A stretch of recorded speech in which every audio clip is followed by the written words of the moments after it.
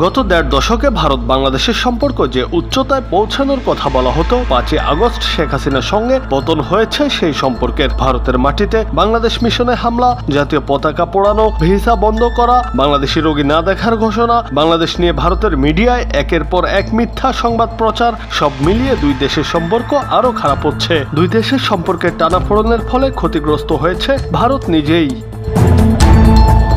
ভারতের কলকাতার বিভিন্ন এলাকার রেস্তোরাঁ, হোটেল, মার্কেটের 90%ই বাংলাদেশি ক্রেতা। মোদির উগ্রবাদী আচরণের ফলে বাংলাদেশিরা না যাওয়ায় ওই স্থানে গড়ে ওঠা ব্যবসা এখন ধ্বংসের মুখে। ঢাকা দিল্লি উত্তপ্ত সম্পর্কের প্রেক্ষাপটে সম্প্রতি বাংলাদেশি পর্যটকদের বয়কটের ডাক দিয়েছে পশ্চিমবঙ্গ ও ত্রিপুরার কিছু হোটেল। কিন্তু কলকাতার নিউ মার্কেটের Marquis street free school street welfare society, new market trade association এবং হোটেল ওনার্স অ্যাসোসিয়েশন এই পথে হাঁটবে না। সংগঠনগুলোর পক্ষ থেকে বলা হয় তারা বাংলাদেশিদের বয়কট করবে না, বাংলাদেশিরা যেন নিশ্চিন্তে সেখানে যান, যতটা পারে তারা বাংলাদেশিকে নিরাপত্তা দেবে।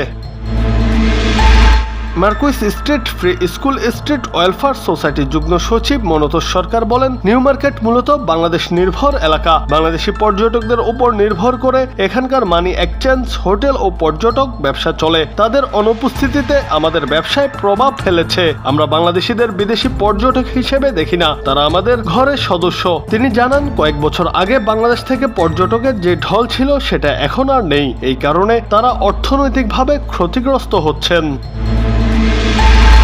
সবশেষে এটাই বোঝা যায়, নানাভাবে বাংলাদেশকে কোণঠাসা করতে গিয়ে নিজেই বিপাকে পড়েছে কট্টর হিন্দুবাদী মোদী সরকার। মোদীর এমন উগ্র আচরণের ফলে কোনো দেশের সঙ্গেই তাদের ভালো সম্পর্ক নেই। তার নানা ভুল সিদ্ধান্তের কারণে ভারতীয়রাই এখন মোদীকে দুষছেন। অনেকের মতে দেশকে সবার কাছে শত্রু রাষ্ট্র বানিয়ে যাচ্ছে মোদী সরকার। জুনায়েদ আহমেদ, বাংলা টিভি।